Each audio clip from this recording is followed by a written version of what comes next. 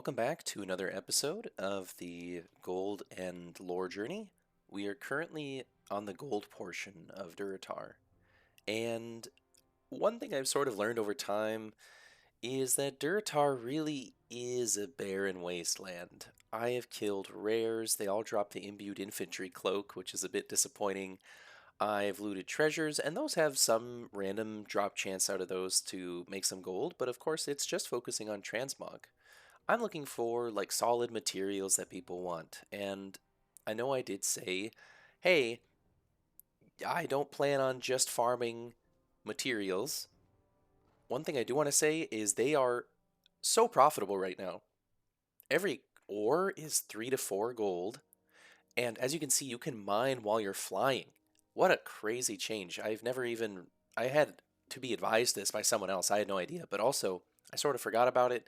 And as I was flying around Durotar, I was able to loot from ore while flying around. But basically, this zone is a great example for why we are trying to keep the gold amount down for my challenge. There are some challenges out there of people who are trying to make a bond's worth of gold. And that'd be really cool if Durotar had a lot of content. It really doesn't. It is really bland. I'm getting everything that I got in Tearsfall Glades, except there's just less stuff. So what I'm going to do mostly is mine. It's kind of disappointing. Just as a recap for the goals of this episode, it is to make 25k between this character and my rogue. I can play both freely. Ideally, I would play just one of them for the lore, but when I start a new character, I might as well do the lore in that character because it's much more... I like the aesthetic of it. It's much more aesthetically pleasing is what I was trying to say. You get to see a character not one-shot everything in a zone, and we can only do it so many times because at a certain point, I will be one-shotting everything in every zone that we're in and flying through it. Hopefully the lore keeps being great. I know this game has so much great lore, so I'm really excited to go over the lore aspects of each videos, and I'm really excited to look into which mobs can have really good drop rates on special materials or unique items that people will pay for, or maybe find a good raw gold farm. There are also other dungeons out there that I'd really like to get into. One little extra note, I have been turning copper ore into copper bars, and that's actually increased it from the 3 gold range to 4 gold, so I do profit over time. And again, I haven't been buying any of these off the auction house. I've been getting them as I flew around, and that's actually how I reached level 35. I killed rares in Tearsfall Glades. I came back here, and yeah, that was pretty much it. I just got herbs, I got ore, and here we are. This is as far as we have come so far. We've made a few thousand gold here and there, mostly from the herbing and mining, which is a little disappointing in this zone. But I will show you different things that I have tried while collecting these things to see if I can make gold there instead. Another way I've been trying to make gold is killing demons and humanoids in this zone. There aren't too many of them, but I figure they sometimes have their own unique drop tables. There's actually a mob in here that will drop a stone that's venerable for virtually nothing that used to turn into a gold piece. And it doesn't anymore, so it's kind of worthless. And so we really haven't made much gold, and it's been a bit disappointing. Yeah, there's... And we killed a rare there, and that was an imbued infantry cloak. Those are worth nothing. Every rare I feel has a chance to drop it. Some rares are almost every kill you get this drop. It's very disappointing. But also all the things is telling me that these rares don't really have anything unique on them. Tearsfall Glades does have a few unique items. I did take a look at Ragefire Chasm to see if there were any unique drops in there, just through Wowhead and stuff like that. And the answer is no. They basically just can drop grains that we're used to through the Scarlet Halls, Scarlet Monastery area, and but it's less because it's a much shorter dungeon than the others are, and there's not as many of them. Instead of 6, we get 1. So I'm not really going to pay for that. Another thing I tried is fishing. And no, it's not really profitable unless you get a really rare item or if you're fishing from particular schools. But when you're in a starter zone, the specific loot you're getting are just like the small brilliant fish, and different types of toads, and you don't really make much money. There are a few rare items. There's some potions that can drop. There are, I don't know, there's just random junk that can drop that can sell for a few copper. It really was not profitable. There are like weighted fish. I don't know if it's like 20-pound catfish or something, but you can get items like that that's transmog, and that could be worth a little bit, but farming this long to get a rare transmog is not really worth it, considering I could just go to the Scarlet Monastery, kill some of the mobs within there, and be much more likely at getting one of those rare drops. If it was like super sought after, sure. One thing you may have noticed is that when I am looting items, my mouse is nowhere near the item itself. So as you can see, I'm still looting or mining when my cursor is nowhere near it. And this is actually due to something that I have found has been super useful, which is binding an interact key. To do so, you just go into your options, go to interact, just type that in, and then put in whatever you like. I put mouse wheel up and down so that I can just scroll up and down really quickly to interact if I need to. And then I went to the zoom portion, which is normally what your mouse in and mouse out do, and just change it to control mouse up and mouse down. I don't zoom in nearly as much, but holding control really isn't too difficult. I've noticed this benefits or works the most, specifically with ore. So there you go. I really hope that's a nice trick to share and benefits you in the future. I went ahead and posted those fish from earlier, and as you can see, they really don't sell for much. I probably made a gold from 5+ minutes. I make more than that per ore or herb that I am mining or collecting. And then also, not to mention, I could go skin, and each skin is worth more too, so it's really not worth it. Another thing I've tried to do is farm rare spawns. As you can see, there are only a few different located in the zone.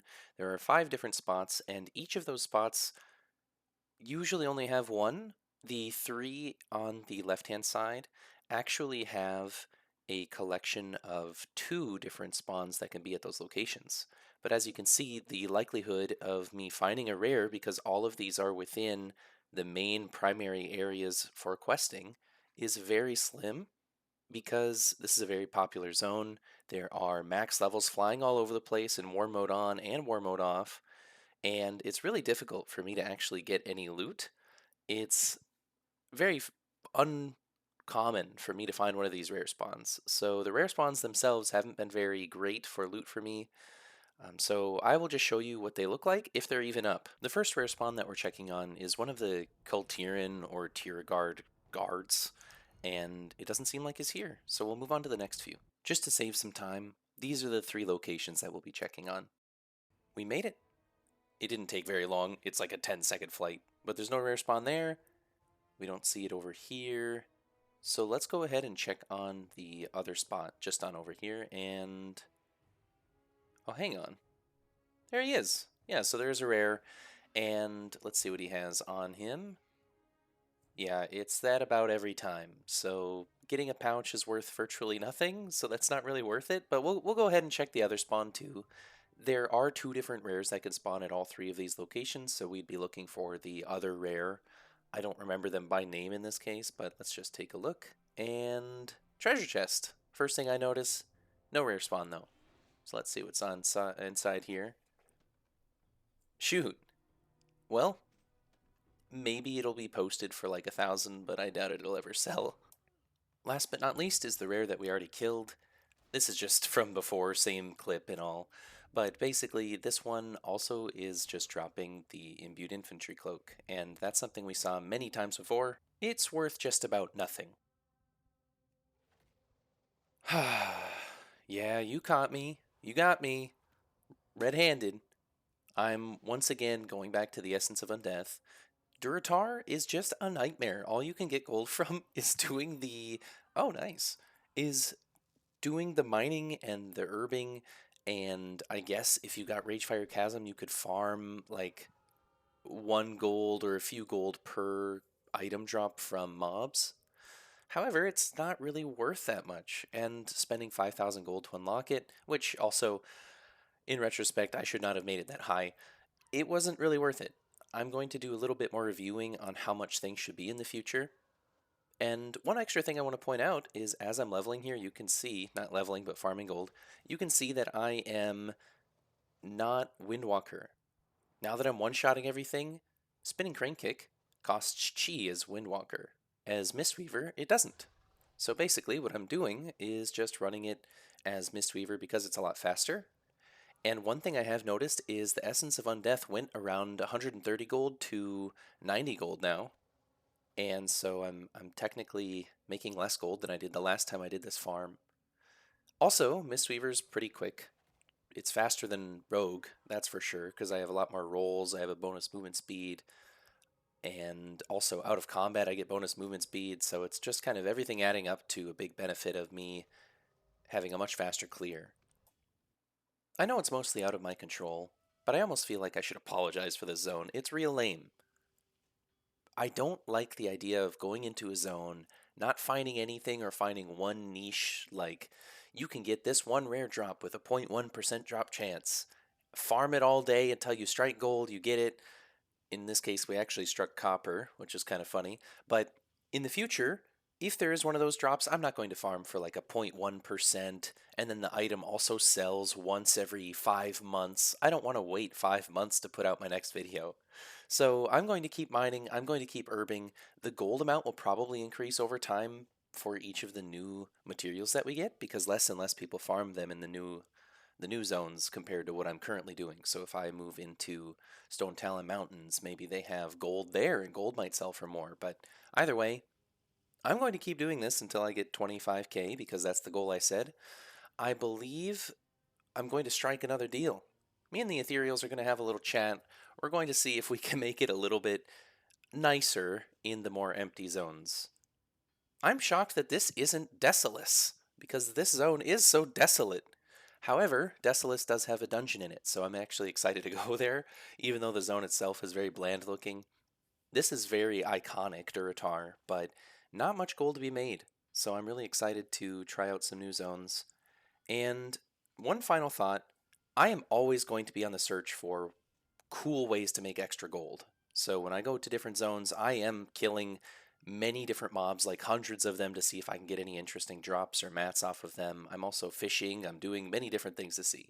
So we'll check those out in the future.